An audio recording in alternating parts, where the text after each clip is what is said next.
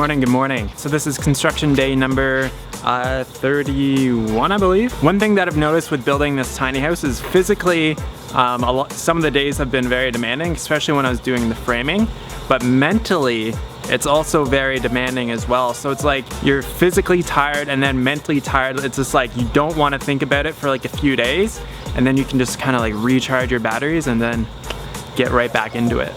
That's what I was feeling after I got all the windows in and the door in. It's like I just need a few days to recharge and then I can just so today what I'm gonna do is build the utility box. So the utility box is gonna sit on the tongue of the trailer, which is this thing right here. So the purpose of the utility trailer is different for each tiny house. For our tiny house in particular, what the purpose of the utility box is it's gonna have the electrical panel in there, and then it's also gonna have the inlet for the water. I was originally thinking about putting the panel in the bathroom, but with so many water sources nearby, yeah, putting the panel in the bathroom is just, it's not a good idea. And I don't want to put the panel on any of the interior walls or anything like that.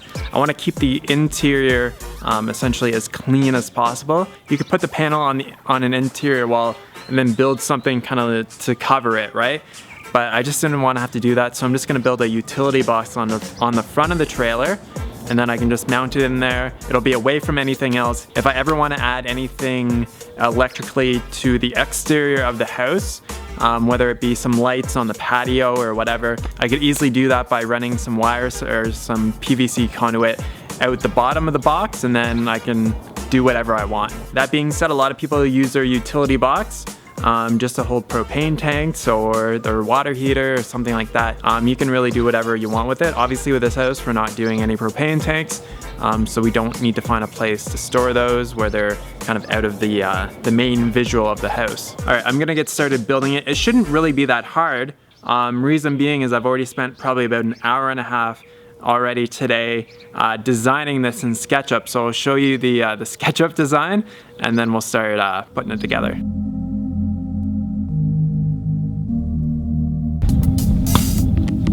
All right, so this is just kind of the bare bones structure of it. It's gonna be about 4 feet wide by about 3 feet tall or so. And I built kind of like a little bit of a mini roof here. So I was limited in size from basically the depth of the box, so from here until here. And then I was also limited in how wide I could build it, or how long I could build it. Why I'm limited in size is because I had these panels made. So these are specifically just for the utility box. So the box obviously can't be too deep, or else these panels, these roofing panels aren't gonna work for it. And then I also had some leftover drip edge from doing the main roof. And this is only about 4'7" long, so I didn't really wanna go much, I guess, wider than about 4 foot. So I know that I have enough drip edge for the bottom of it. I've been holding onto this complete mess of plywood over here until I finish building the utility box. I'll be able to use some of that, and now after I finish it, I'll be able to throw some of that stuff out.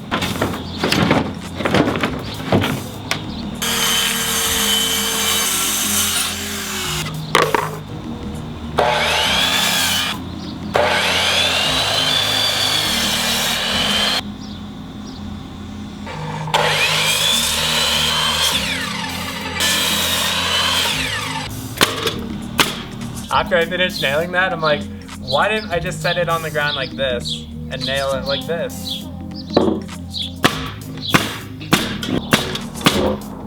Before I go any further, big shout out to J-Dog. Thanks so much for watching, brah.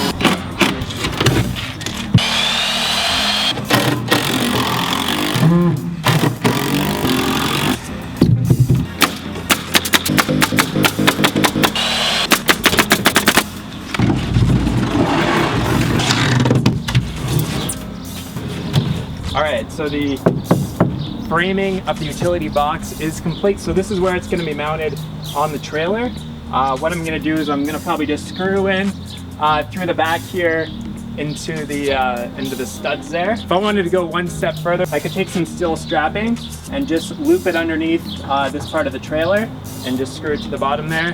Then that would make sure it would never really move, but it's not gonna move. So this is as far as I'm gonna get today. I have more of that metal fascia wrap. It's coming next week, so I'll be able to wrap the front of the fascia, get the panels up there, and then we're gonna be rocking with this baby. Since the trailer jack is like so big and it's like right in front of the utility box, there's not gonna be any space to really do like a swinging door like with hinges. So what I'm gonna do is have like a bunch of the siding to basically create like a big door, and then I'll just use some like knobs that'll like catch this back here in order to hold the door into place. And I think that's probably what I'm gonna have to do for that. But yeah, this looks really good. I think tomorrow Hannah and I are gonna go for this awesome hike, so I think I'm gonna vlog that as well. And I hope you guys don't get mad because it isn't a tiny house vlog. All right, I'll catch you guys on the next vlog. Talk to you soon. Peace.